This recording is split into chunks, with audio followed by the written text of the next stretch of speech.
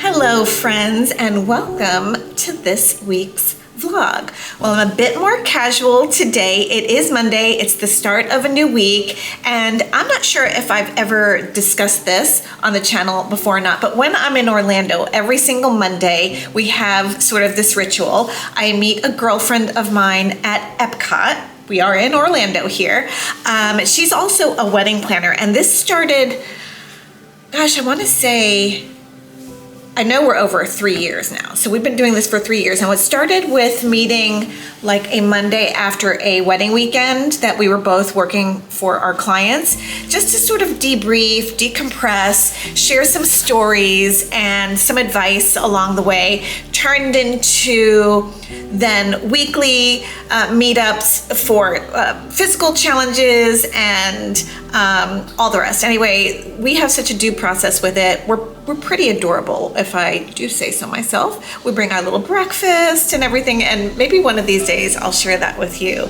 It's super fun. But so we meet at Epcot to get our 10,000 steps, but in the end, it usually winds up being about 14,000 steps or so. And it's just such a great way to start the week. I use Mondays to catch up on my personal errands and do some administrative business work and everything. I don't take in-person meetings, so it's a perfect day for Epcot walks.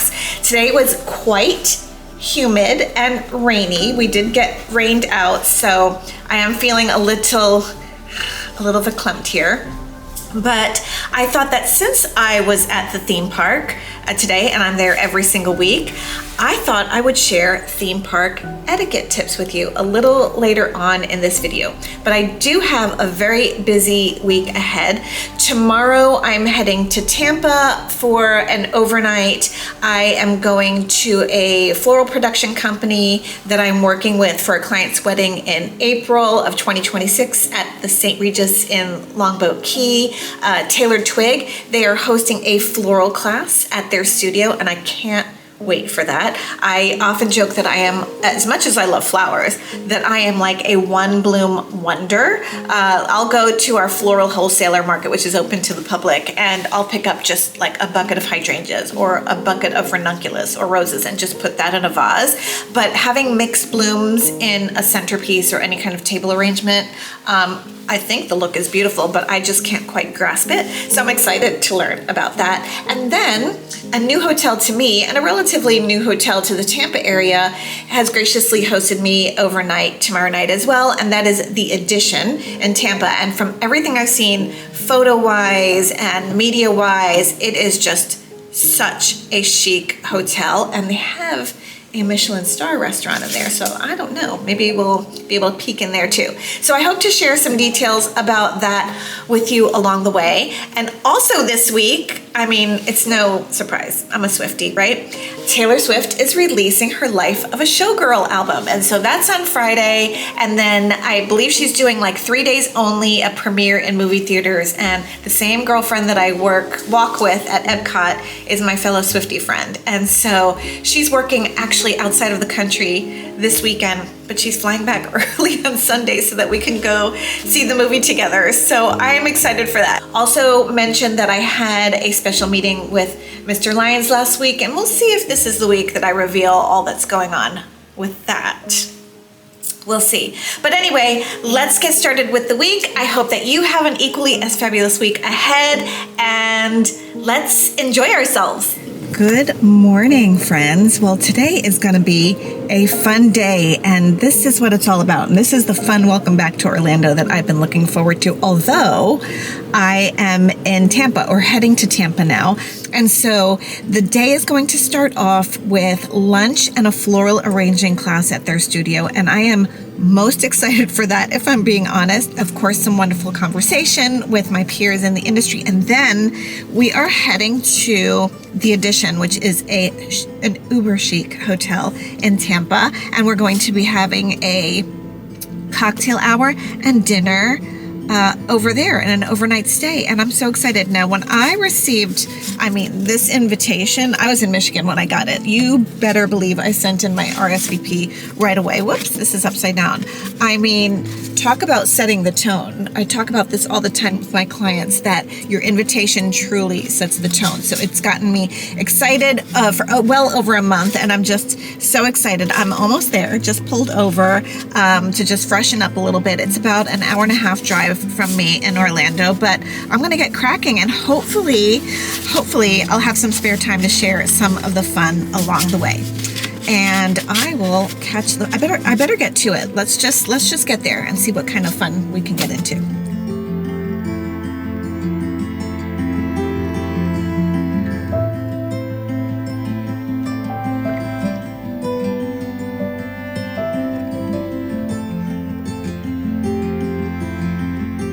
Unique things to arrangements, and fruits have, and like artichokes and things like that have been something that we've been kind of a fan of lately.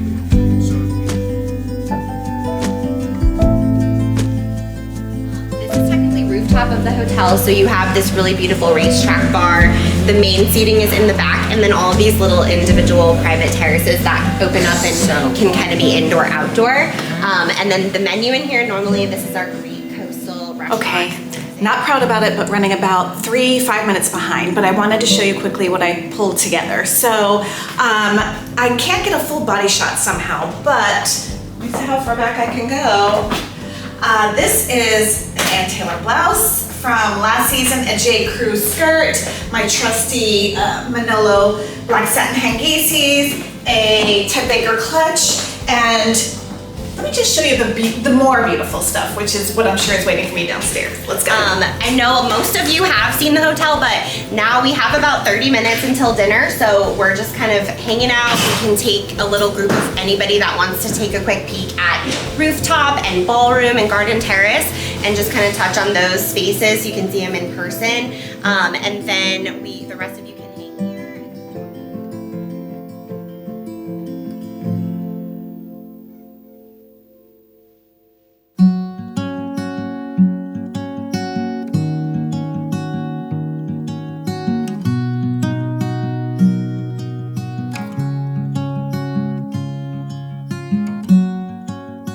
Well, I am coming to you from our casita, and our casita is basically a pool house or a little guest house that we built 4 years ago, along with our entire backyard transformation, including a really beautiful pool that we joke is for the dogs.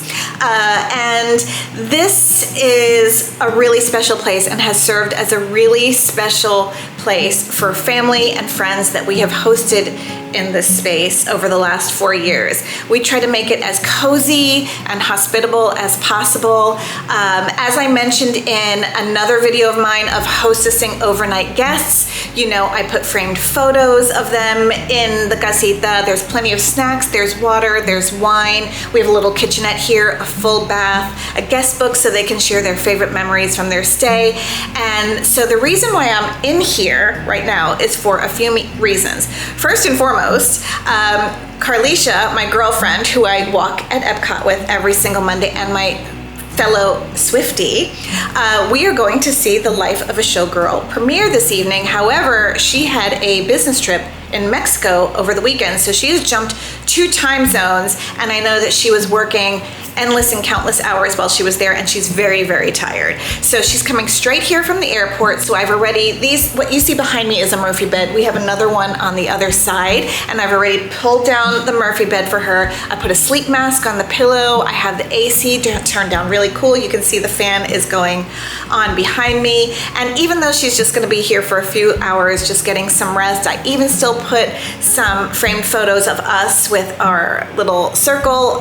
We call the 5 of us a circle, our girlfriends, just to make her feel just relaxed. I know that she's been go, go, go.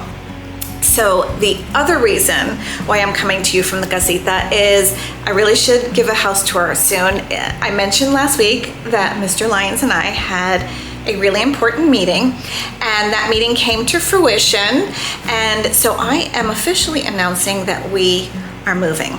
We bought a house. We're only 3 miles away, so it's good, but it's extremely bittersweet. It's bittersweet, at least for me. I think Mr. Lyons is a little bit more excited than I am. It's just, the new house is beautiful. It's lovely. I know that we're going to make it equally as cozy as we have this house.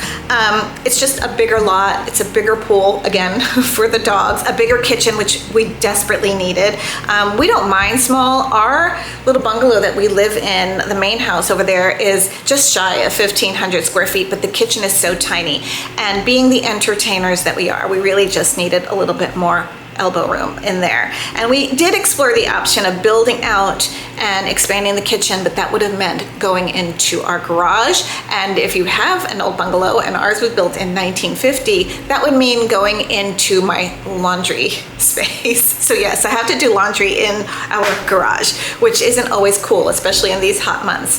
So I'm sure that I will do a house tour maybe sometime next week or something, so you can see our beautiful, beautiful home. But like I said, it's bittersweet. You know, we fell in love in this house almost 5 years ago when we got married. We wound up having, it was COVID, so for our ceremony, there were just 4 of us, and then we had about 40 or 50 people, again, because it's COVID, we wouldn't let anyone inside the house, we had to be outside, but we had to do it in our driveway, and I put a tent up, being, you know, the wedding planner that I am and everything, I put a tent up and everything, and we had food inside so people could just kind of do that as a buffet.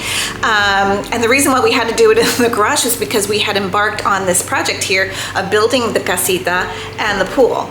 So just so many memories here. We love our neighborhood and we love our neighbors. Of course, we'll still stay in touch. Again, we're only 3 miles away.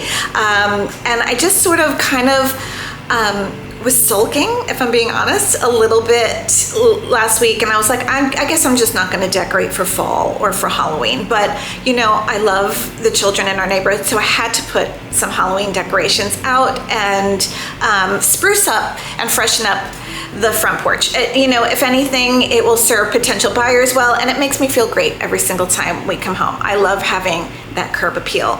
So yeah, this is the end of an era here at what we call the Canterbury Cottage and the Casita, but new memories are forthcoming.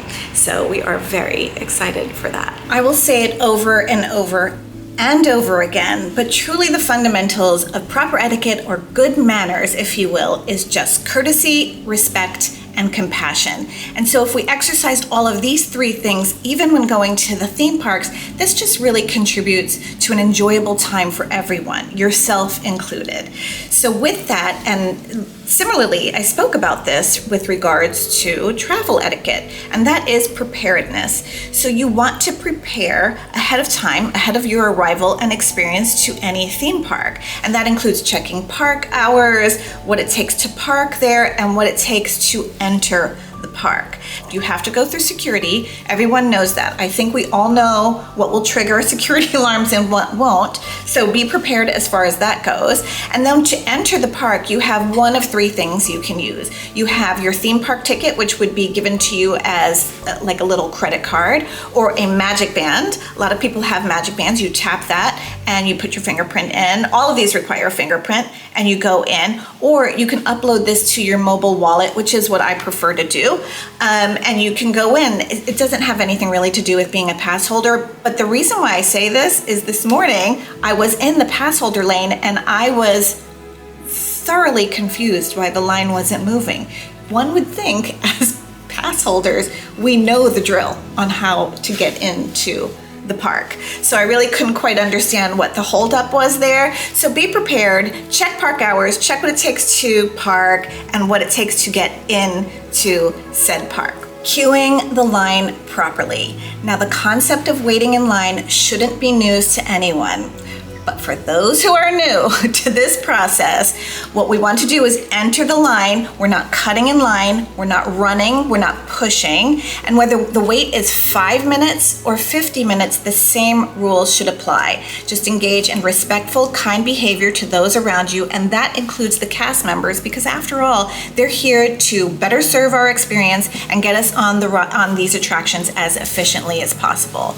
Now, we also want to be mindful of personal space. space. You know, whatever time of year it is, it can be very hot, it can be very cold, tensions can run high depending on how long the day has been or how long you've been waiting. So be mindful of your personal space and to those around you, and enjoy the time together until you can get on the attraction. I also think it's really important to talk about technology responsibility while at theme parks. Of course, these little devices that we hold in our hands, meaning our phones, are these mini computers and cameras. So we want to be mindful of when we're taking pictures of very special things, iconic things like Cinderella's castle or the Epcot Spaceship Earth Ball or your family or whatever, that you're not blocking someone else's vision of something or fireworks or anything like that. And of course, if there are other children in the picture, and especially if you plan on posting this on social media, if you want to post your own children, that's perfectly fine. That's a decision for you to make